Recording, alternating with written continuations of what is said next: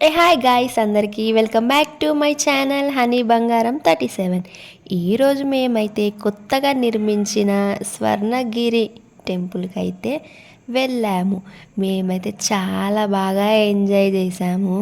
నాకైతే టెంపుల్ చాలా బాగా నచ్చింది. ఇంకా అక్కడే ఉండిపోవాలనిపించింది. ఇంకా ఆ లొకేషన్ చూస్తుంటే మాత్రం అబ్బాబ్బాబ్బాబ్బబ్బా. కానీ ఏం చేద్దాం, నా కర్మ. ఎప్పుడు నాకు ఒక వీడియోగ్రాఫరే ఉండరు, వీడియో తీసే వాళ్ళే ఉండరు. అందుకే నేను ఎంత మంచి లొకేషన్ ఉన్నా సెల్ఫ్గా వీడియోస్ తీసుకోవడం అయితే జరుగుతుంది. ఇక అక్కడ మాకైతే మేము దర్శనం టైంకి, టెంపుల్ క్లోజ్ చేసే టైంకి వెళ్ళాము. సో ఇంకా అక్కడైతే 12 నుంచి 2:30 వరకు అయితే భోజనాలు పెడతారు. సో ఇంకా మేము అక్కడికి వెళ్ళి స్వామివారి దగ్గర భోజనాలు తీసుకొని ఇక అక్కడ మా వాళ్ళైతే మా వాళ్ళ పేరు పైన ఏమంటారు భోజనానికి సంబంధించినటువంటి డొనేషన్ అయితే చేశారు. ఇక మేము అట్లా దర్శనం అయితే చేసేసుకున్నాం. ఇంకా దర్శనం చేసేసుకొని చాలా పిక్స్ అయితే తీసుకున్నాము. ఇక అక్కడి నుండి ఇక తెలిసిందే కదా, మంచిగా జలంలో పడుకొని ఉన్న సాంబ శివ దగ్గరికి అయితే వెళ్ళిపోయాము. అక్కడ ఇట్లా చూడగానే ఒక వైబ్ వచ్చేసింది. అసలు మీకు ఒక ఇంపార్టెంట్ విషయం చెప్పనా, అక్కడ కాయిన్ నిలబెట్టేది ఉంది. అంటే మనం ఏదన్నా ఒక కోరిక కోరుకొని కాయిన్ నిలబెడితే మన కోరిక నెరవేరుతుందని మన నమ్మకం. అది నమ్మకమా మూఢనమ్మకమా తెలియదు. సో అట్లా నేనైతే ఒక 1 రూపీ, ఒక 2 రూపీ కాయిన్ నిలబెట్టి అయితే నా మొక్కుని నేను మొక్కుకున్నాను. ఫస్ట్ నేను సింపుల్గా నిలబెట్టిన, బట్ అది నిలబడలేదు.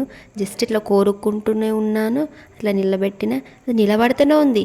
నేనైతే చాలా హ్యాపీగా ఫీల్ అయిపోయినా. అసలు దీన్ని బట్టి మనం ఏమర్థం చేసుకోవచ్చు అంటే, ఆ జలపాతంలో ఉన్నాయన్నీ అవి టైల్స్ కాదండోయ్, అవన్నీ కాయిన్స్. అసలు చూసారా, దీన్ని బట్టి మనం అర్థం చేసుకోవాల్సింది ఎంతమంది భక్తులు వస్తున్నారని. ఇక్కడ నేనైతే హనుమాన్ దగ్గర పెట్టిన జామకాయ ఇంకా గులాబీ పువ్వునైతే తీసుకున్నాను. నేను ఎంతైనా హనుమాన్ భక్తురాలని, హనుమాన్కి సేవ చేస్తా కాబట్టి ఆ దేవుడు నాకే దక్కాలని చెప్పేసి అది నా చేతిలోకి వచ్చేలాగా చేసిండము. ఎందుకంటే మా వాళ్ళే పోయి తీసుకురండి అంటే ఎవ్వరు వెళ్ళలేదు, భయపడ్డారు. కానీ నేను కూడా ఫస్ట్ వెళ్ళనన్నా, కానీ తర్వాత ధైర్యం చేసి అయితే వెళ్ళి స్వామివారి దగ్గర ఉన్న జామకాయ ఇంకా గులాబీ పువ్వునైతే తీసుకొని నా నెత్తిలో పెట్టేసుకున్నా.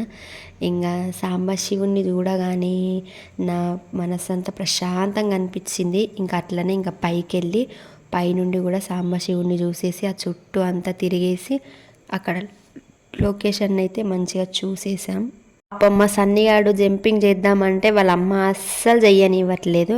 ఇక ముగ్గురు ఉన్నారు, ముగ్గురు మనిషికో దిక్కు అలిగిర్రిగా.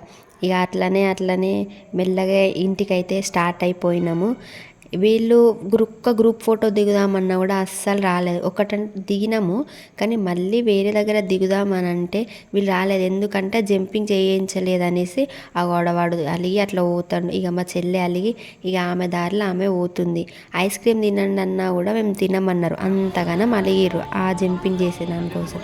ఇక్కడ స్వామివారి పాదాలు చూస్తే నాకు చాలా మంచిగా అనిపించింది. ఇంకా వీడైతే చూసిర్రా మొత్తం ఎట్లా రైడర్ లాగానే ఉరుకుతున్నాడు షూ వేసుకొని.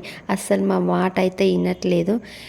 ఇంకా అట్లా మెల్లగా అయితే ఇక రోడ్ పైకి వచ్చేసినాం. అక్కడ నుండి స్వర్ణగిరి వెళ్ళి అపోజిట్ సైడ్లోనే భువనగిరి ఎల్లమ్మ తల్లి ఉంటుంది. చాలా మంచిగా ఉంటుంది. మీరు ఏం కోరిక కోరుకున్నా అక్కడ నెరవేరుతుంది. నిజం చెప్తున్నా, మీరు కూడా ఎప్పుడైనా స్వర్ణగిరి వెళ్ళుంటే అక్కడికి వెళ్ళండి తప్పకుండా, అస్సలు మర్చిపోకండి. ఇంకా అమ్మవారిని చూస్తే మాత్రం మీకు గూస్ బంప్స్ రావాల్సిందే, అంత బాగుంటారు అన్నట్టు అమ్మవారు. మేమైతే అక్కడ కొబ్బరికాయ అవన్నీ తీసేసుకొని ఇక టెంపుల్ లోపలికి అయితే వచ్చేసినాం.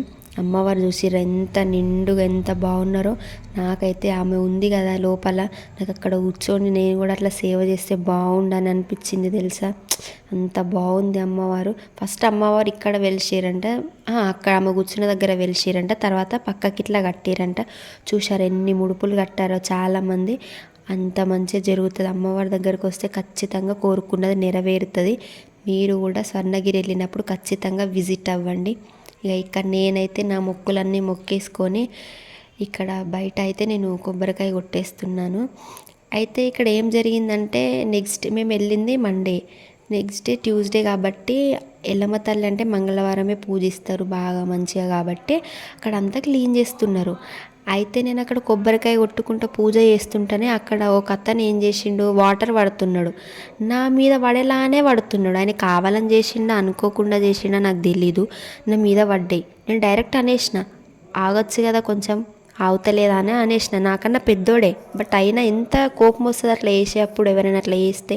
ఇక తర్వాత ఆయన అక్కడ అమ్మవారిని ఇట్లా, ఇప్పుడు అమ్మవారు పుట్టలు అవన్నీ ఉన్నాయి, ఆ గద్ద ఇట్లా పైప్తో ఇట్లా వాటర్ పడుతున్నా కొద్దీ, అంటే అదంతా క్లీన్ చేస్తున్నారు అన్నట్టు.